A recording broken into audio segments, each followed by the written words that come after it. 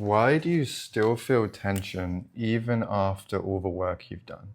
Whether it's meditation, whether it's medicine work, whether it's somatic work, whether it's breathing, you still feel the tension, the stress, the resistance, the anxiety. And this is common, right? I have mountains of clients who come to me who have done all of this stuff and they still feel that resistance and that tension every single day. And it's really, really frustrating, right? They've tried the breathing, it didn't work. They tried the medicine, it didn't work. They even tried somatic work. And because of the way they did it, it didn't work as well, right? And when I say work, they didn't get real permanent change. And that's what we're looking for. A change that actually lasts beyond the session. That's something that can really become embodied to become the new version of yourself. But listen, who am I? And this is my journey. I started a business when I was 18, 19 years old. And for the first 3, 4 months, I did really, really well, right? I was like, I'm gonna be free from this. I'm making more money than I ever had, right? And that was even within my understanding. And then what happened is my self-sabotage started to kick in. I started to feel like this was too much. I started to feel stressed. I started to feel anxious.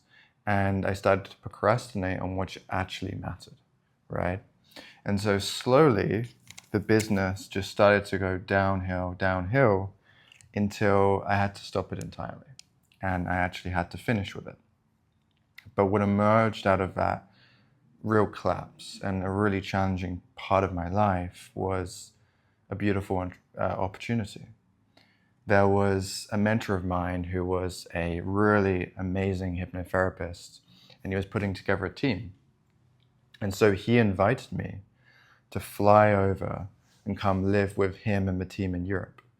And the team consisted of him, a really amazing hypnotherapist, amazing mentor of mine, and also a 73-year-old senior Buddhist nun who was teaching us the intricacy of her style of meditation, which was called TWIM. And so I had this incredible experience. I was about 21 years old, where I was just learning deep, more Western style psychology and hypnotherapy, but also the Eastern style Buddhist meditation and everything that comes along with that. And I did this for about 2 years, maybe even a little bit longer. And then what happened is I wanted to go and take it out into the world, right? What was amazing about my mentors is they weren't talking about doing this in a cave, doing it on retreat. They wanted you to do it in real life. And this is the philosophy that I've taken in the last 5 years since I left these guys. And so I went into this state of integration where I was integrating into everything, integrating into business, integrating in how I met people, integrating in how I was with my family. And I learned so much during that period that I decided that I wanted to go out and help others. I wanted to start a business that would focus mostly helping entrepreneurs or people who want to perform to a high standard, but do it in a way that really allows them to be in deep inner peace, allows them to be free from tension, stress, and resistance. And that was the goal, because when we remove the tension, stress, and resistance, and most importantly, what's causing it, then we just unlock who we truly are. We unlock such a deep, wonderful version of ourselves that is just, it's the greatest gift when you get to experience it. But how can we actually do that? And this is what I learned from my mentors, right? Integrating deep meditation, but especially hypnotherapy and psychology, is we have to realize, and after this, I then worked with someone called Kim Barter, who's an incredible shadow worker, right? So this system is based on this experience and Kim Barter and his model of working with shadow. He calls it shadow to spirit work. And so what I see as the real solution is we have to understand what stage are we at within the shadow, right? This is one of the biggest mistakes because a lot of these things can work. Breathing, medicine, somatic work can actually work if it's done at the right stage of healing. And this is the biggest thing that makes the difference, right? Somatic work can work. It actually works very effectively. And when I have clients who are very into their feelings, we're often doing deep somatic work, but we're doing the somatic work here, Okay. Because there's 4 stages. Well, there's actually 5, because we have kind of unaware, right, where you just don't know what's going on. You don't know there's a problem. But then we get to symptom. This is when we're aware of what the problem is. So you're aware that there's tension. You're aware that there's stress. You're aware that there's resistance. And so at this level, it's amazing because you're aware. That's really, really good. Awareness is the first stage. But then we want to get curious of what's the trigger, what's creating it. And the trigger for some people can just be stillness. Like it can literally be they're feeling tension, stress, resistance from the moment they wake up, because their normal state is that. So their trigger is just a normal experience. And actually when they get out of their normal experience, they might actually not experience the tension, stress, or resistance because the trigger has changed, right? But it can also be more specific triggers. You can have triggers such as, going on a sales call, right? Triggers such as building your business. A lot of people, when they get deeper into inner work, they have real trouble actually going back into the business and building from there, because their business now becomes a trigger for stress and anxiety and all of this stuff. And so often this is where people do the healing. They do it at the symptom or they do it at the trigger level. They either try and avoid the trigger or they try and heal the symptom. And so what they'll do is they'll breathe through the anxiety. But anxiety is just the symptom. Anxiety or tension or stress is just the symptom, right? It's just the rash that's coming up on your body. It's not actually the thing that we need to fix. What we need to fix is the internal process. And this is where we do the real work. These 2 levels is where we do the real work.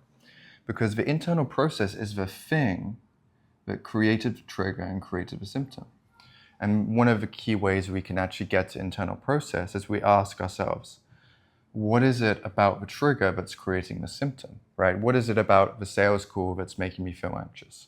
What is it about, being in this house that makes me feel a ton of stress, right? What is it about working on my business that makes me feel a lot of resistance or tension, okay? And when we tease that out, we get curious, we start to unlock the internal process. It might be like, well, I need to perform, right? If it's related to the business. Or if it's just in general, it's like, well, I feel unsafe, right? Just in general sense of unsafety, right? No matter where I am, if I'm waking up in my house, I still feel that sense of not being safe, okay?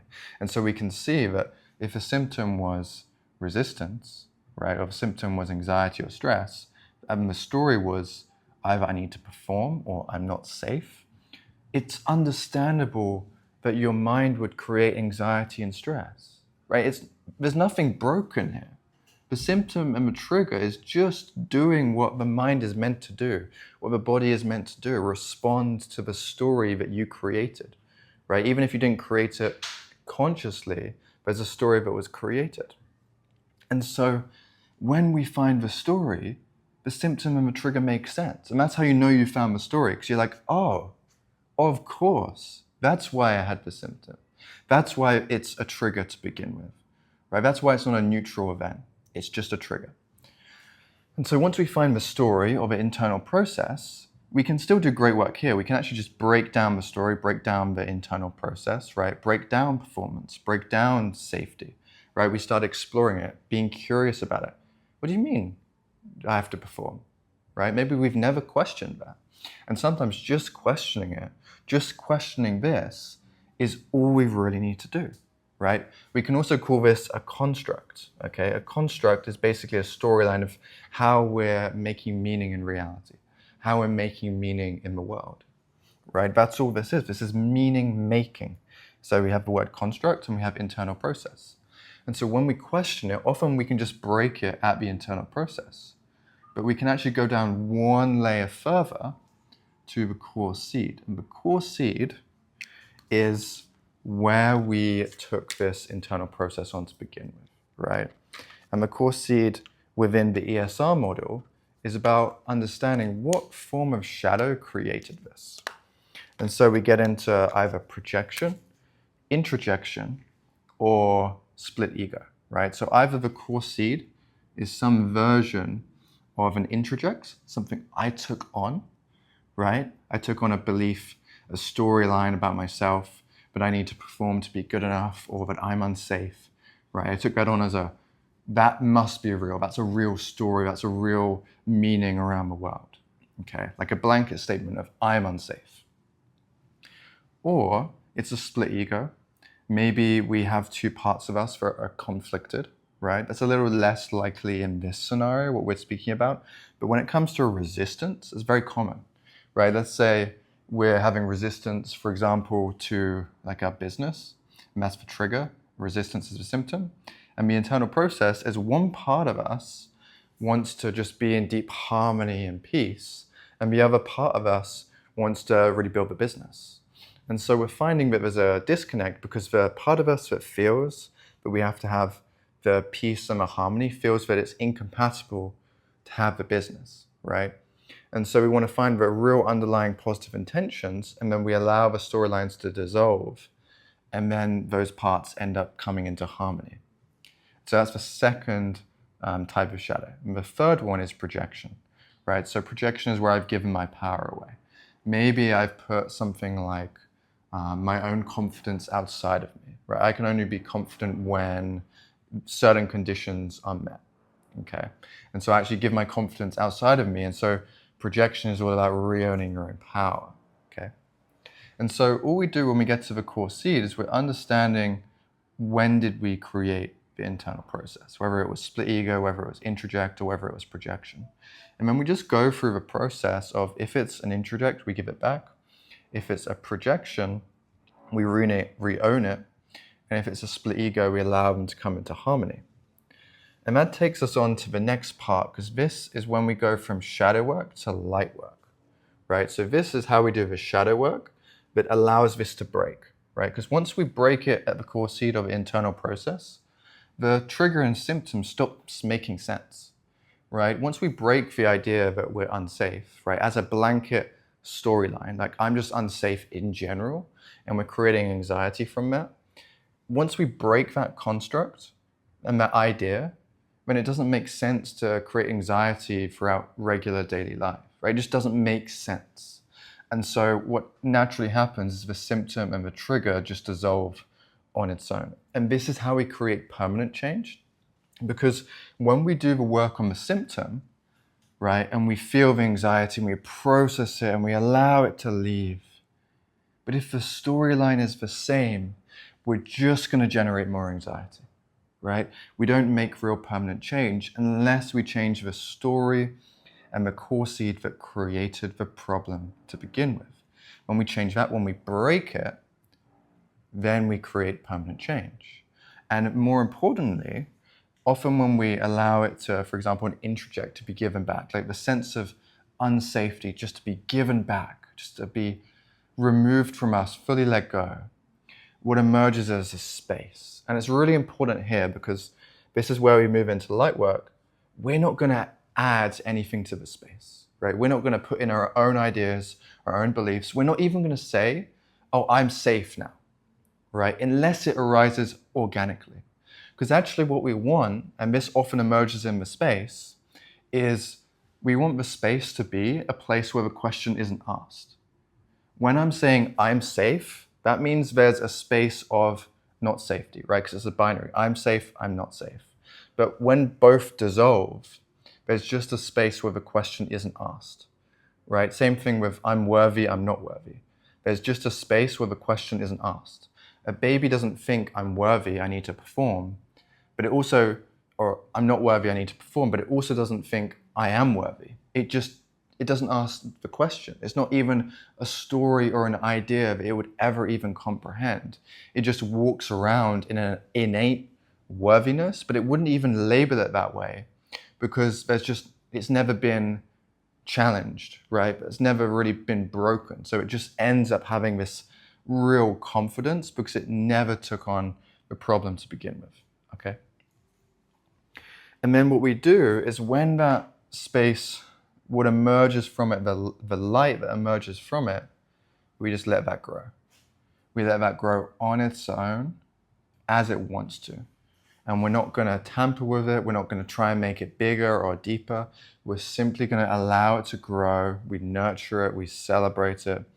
And it's going to grow however it wants to, and it's going to become really, really stable, right? This is like the space of, you might see it as worthiness, but it's actually the space where the question isn't even asked, okay? Depending on what the shadow was initially. It could just be an innate sense of feeling really good in your body, not questioning if you're safe, just feeling really good, not a problem at all, right? Just feeling really good as you are. But you're going to find that out in your own space, right? When you break the construct, you get to see, it's like a surprise of what comes through. You don't know. And so the final part of it is we want to let the light grow so it stabilizes and it becomes the new version of your reality. It becomes the next version of yourself, which is actually just more of who you truly are. And a great example of this is I had a client, and he had kind of gone through a lot of this different inner work, and he's had a degree of success with it. But one of the patterns that kept coming back was this sense of, people don't actually like me, right? And people are just waiting to abandon me, and they're kind of just putting up with me. And they kept coming up. And so he finally, reached out to me. We started working together. And he had kind of worked with the anxiety, the stress, all of the symptom stuff. But when we finally found the story that had created it, right, we finally found the core seed of when he had took that idea on, and we broke that, right, because it was just an introject he had taken on. It was just an idea that, people don't actually like me. People, they're just putting up with me. And we found where it came from, and we just gave that back, right, and broke the story, broke the old construct. Then from that, what happened is it just never came up again, right? Because we broke it here and here. And so the symptom and the trigger stopped existing. And what came up for him was a real sense of peace and actually compassion, both for himself and the people that he had taken the story from. And so that was the light that emerged, this peace and compassion. And so we just nurtured it, allowed it to grow, allowed it to deepen until it became his organic experience. It became his normal state. And that's what generated the permanent change. Is not only did we break the old construct, we allowed the light that wanted to emerge on its own to really grow so strong, but it just becomes our new reality, which allows the old symptoms and triggers to stay broken, right? They just cease to exist anymore. Okay. So we covered a lot in this video. If you have any questions, please reach out in the comments. I'd be curious to hear, what your thoughts are, how you view this, and anything that you'd like to add. And I'll see you guys in the next one.